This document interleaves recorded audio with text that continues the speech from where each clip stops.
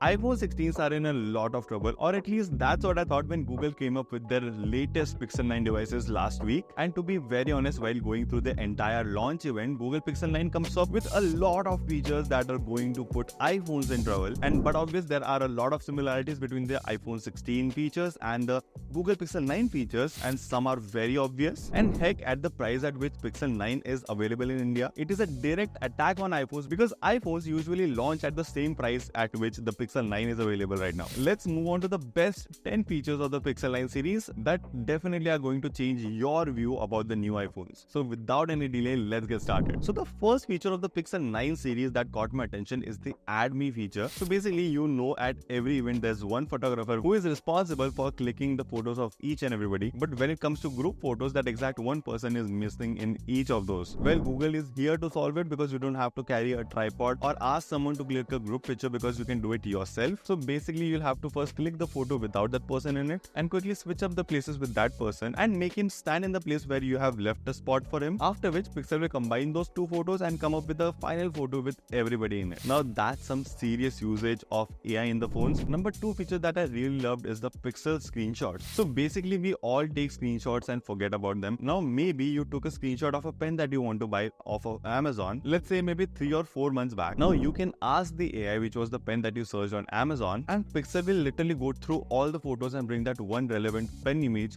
that you saved a long time ago. I can literally imagine myself taking a lot of screenshots and literally forgetting about it, because I know I can get to each one of them later. Now for those who are worrying about data privacy and security, well, Google is claiming that the entire processing is done on phone, so there is no cloud connection or any photos or images getting uploaded on the cloud. At least one clarity that they gave in the keynote was, if at all any photo that gets uploaded to the cloud, it is going to get uploaded to the secure Google server and not a third-party server. So if there is any data breach or a privacy concerns, you can directly blame it on Google. But the number 3 feature is something that is going to take a lot darker turn if you don't keep it in check, and that is Google Gemini Live. So we all know Google Gemini is a very powerful ChatGPT-like model, and with the Gemini Live, Google aims to provide a very natural talking experience with an AI, where you can literally brainstorm ideas, discuss about your day, and come up with good schedules for you to follow. I mean, to be honest, it's more like talking to a friend, because Gemini now can reply to you using a lot of voices. To summarize it all, it's just like talking to a friend. Okay, comes the 4th one, that's the Pixel Studio. Now Google claims that Pixel Studio is one of a kind image generator. So what Pixel Studio does is, it uses the on-device diffusion model running on the Tensor G4 chipset and the Imagen 3 model that runs on the Google servers in the cloud, combines both of them so that you can get the best text-to-image generation possible. I mean, for all the creative folks out there, this is something that definitely will help you out, and with the majority processing being done on the phone, you can have the results very quickly. Coming to the 5th one, Google Pixel 9 definitely solves the problem that we all have been having. So basically, better low-light panorama shots are something that Google Pixel 9 brings to the table.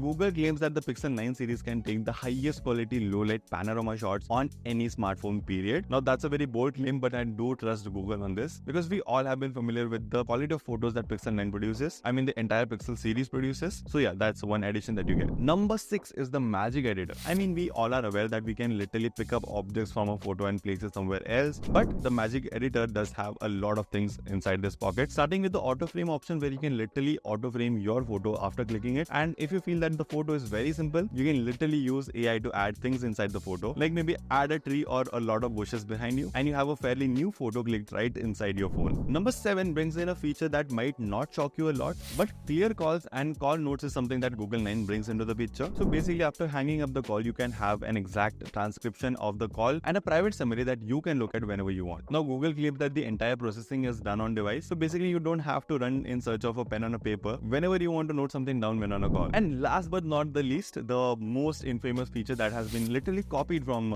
Apple devices, and that's the satellite SOS. And I don't feel copying this feature is bad, because this is a safety feature that I feel everybody must have. I mean, not sure when the Realme, Redmi or Oppo devices would be having this feature, but at least with a cellular plan in the US, not in India right now, you can use this satellite SOS feature on your Pixel devices for the first 2 years, and after that it might incur some charges to use this feature, but yeah, at least it's available. Well, these were the most important features I felt about the Pixel 9 devices that you must know about if you are planning to buy one. But thank you so much for watching this video, and let me know your comments on this English video, and if you want me to continue making such videos. So thank you so much. It's Today signing off. You're watching Element Tech, and I'll catch you in the next one. Bye.